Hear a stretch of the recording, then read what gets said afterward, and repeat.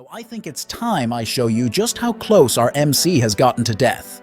And not just close, but the worst kind. Now, even though I said close to death, I don't mean he was just hanging on by a thread or barely injured or something. I mean, he's actually tasted death a few times, like legit. Yeah, that was a little clip from my last video. I talked about how many times our MC has come back to life, even counting those moments where he was this close to death. In that video, I explained how Fujimaru has literally died multiple times, yet somehow keeps coming back. And shout out to all of you who dropped even more examples in the comments. There were a bunch I couldn't include because I just didn't have enough time to break everything down. But seriously, thanks. Now, after making that list, I started thinking, what the hell is going on with this MC? Like seriously, don't tell me I'm the only one thinking this. How does he keep coming back from the dead again and again like it's nothing? So, I think it's about time we talk about what actually made Fujimaru like this. Or more accurately, the theory behind why he keeps ending up like this. Also, quick note, I'm gonna replace the D word with unalive because YouTube seems to not like that word. I know it sounds dumb, but just roll with it. Anyway, after spending way too much time thinking about this, while meditating on the toilet, overthinking at 3 a.m. and sipping coffee while staring dramatically out the window, I think I've come to a conclusion that feels pretty solid. Now, I think before that, I kinda want to talk about what's probably the real reason first, just so we don't lose our footing. So, let's start with what's going on behind the scenes. Now, if we look at it from the writer's perspective, or from a storytelling point of view, things start to make sense. You guys can probably already tell why Fujimaru keeps dying and coming back. It's honestly a pretty obvious answer. It's a rational explanation that doesn't even need deep analysis to figure out. I think there are two main factors at play here. First, the drama, and second, the number of writers involved. You see, from an author's perspective, every writer who works on an FGO chapter, or any story really, wants to add conflict or drama. Something dramatic that keeps readers on edge, or at least curious enough to keep reading. It's not always about life and death, but it has to leave a big impact. I think that's also why we love stories with themes like revenge or karma, the drama mixed with a big payoff. That combo hits hard and just feels super satisfying. Now, I'm saying all this because I kinda get it. I used to be part of a writing community back when I was writing web novels too, and from what I learned there, stuff like putting the main character through hell is actually super common. It's done on purpose for character development. So in Fujimaru's case, the author wanted to create a heavy, dramatic moment that really hits us as readers by giving Fuji a dramatic, high-impact experience, like unaliving. This kind of thing is inevitable. We can see it everywhere. I mean, we all know that death is a huge deal in any story. But then, why does it keep happening over and over again? Well, that's a whole other thing. Like I said earlier, I think the number of different authors working on the story plays a big part too. FGO's story is written by different writers for each chapter. Or, well, most of them anyway. That means each author brings their own flavor of drama into the chapter they're writing, including the whole unalive and comeback thing. Maybe that's why Fujimaru's whole dying and reviving situation keeps stacking up over time.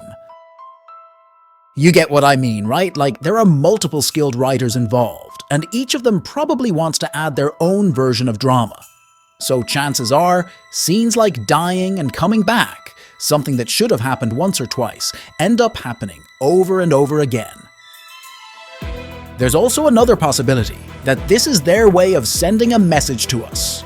Sure, each chapter might be written by different authors, but in the end, Nasu, or the main team, still goes over everything for the final render, right? So maybe all those times Fujimaru nearly dies are meant to show just how dangerous this mission and this world really are. Maybe it's their way of saying, this is the kind of suffering someone with a reckless do-or-die mindset has to carry. Just a small taste of the burden he chose to bear. That was probably the real answer. The truth is behind the scenes. But as readers, we're not just gonna settle for that, right? I mean, that explanation is from outside the story, not in-universe. It's like saying Naruto became Hokage just because the author planned it from the start and had it written into the script all along. That's not satisfying, is it? We want the in-world reason. We want to hear that Naruto became Hokage because he was strong, because his skills were beyond even Jonin level, even if he never officially passed the Chunin exams and so on. That's the kind of explanation we're looking for, the one that fits inside the story. So what is it then? Well, my answer is, it's a plot armor thing. But before you guys get angry, no, it's not the usual kind of plot armor. I guess I kinda need to explain it a little bit. Now, honestly, when it comes to plot armor, yeah, it's kind of a never-ending discussion. I'll explain it in a simpler way. Plot armor is that invisible shield handed to a character by the writer that keeps them alive, even when logically they should have been dead. It saves the main character simply because, well, they're the main character, or they still have a role to play in the story.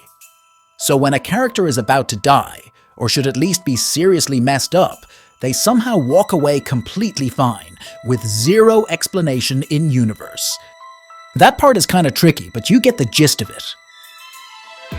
But remember, plot armor isn't the same as being invincible. When Superman takes a bullet to the eye and survives, that's just Superman being Superman. There's a reason for it. Even if it's ridiculous, it still makes sense in-universe. But if Indiana Jones took the same bullet to the eye and walked it off, then yeah, that's pure plot armor. The only reason he survives is because it's only halfway through the movie, and obviously he can't die yet.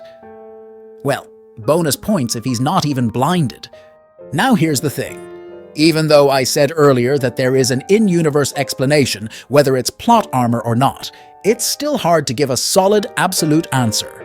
Every author has their own logic and their own rules, and if you ask them whether they use plot armor in their stories, of course they're gonna say no, because to them, everything they write makes sense.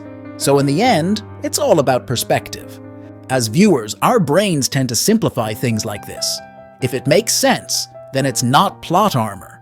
But if the explanation feels super stretched, ridiculous, or just sounds made up, that's when we accept that's plot armor.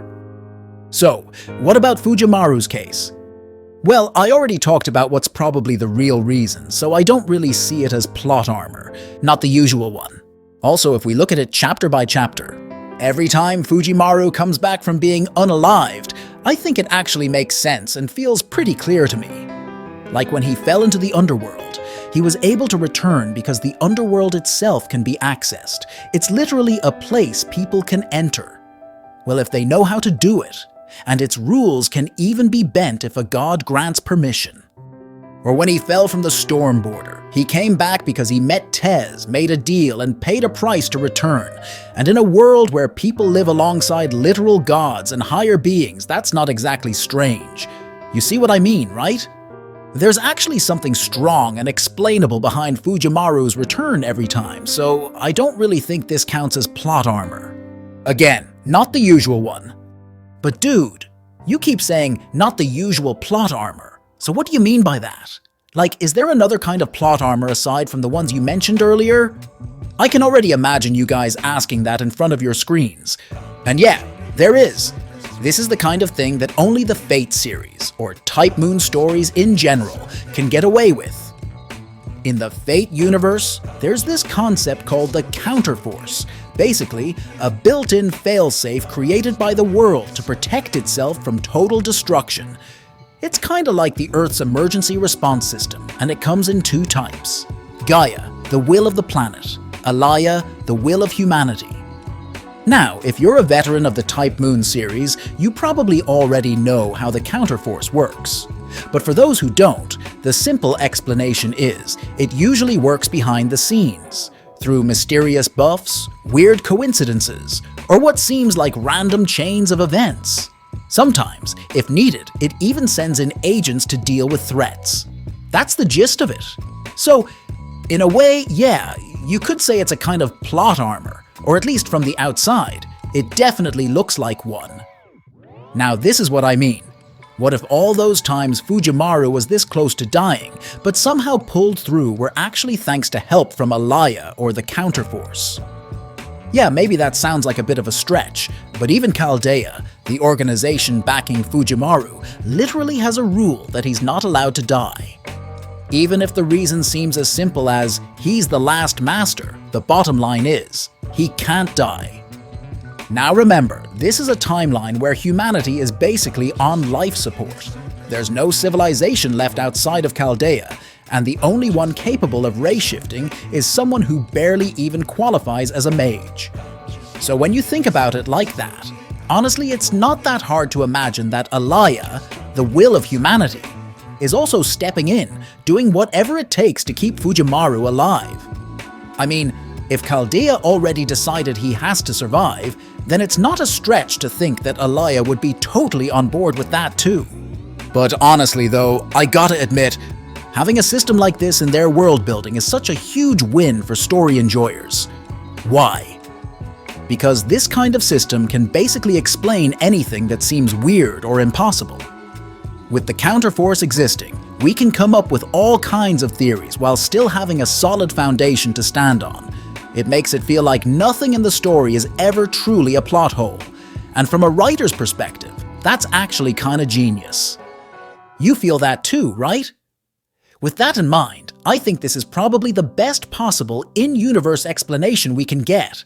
And at the same time, you can still deny it because there's no real confirmation. For me at least, that's what makes it great. It feels like one of those open-ended romance dramas where you don't know who the MC will end up with. But there are all these little hints along the way. And in the end, you get to decide for yourself how it plays out. That's the kind of vibe this gives. Well, I'm not usually a fan of open-ended romance stuff. Honestly, I prefer clear answers. But in this case, it actually works really well. So what do you think? Do you feel the same way? Click subscribe, share, and I'll see you guys next time.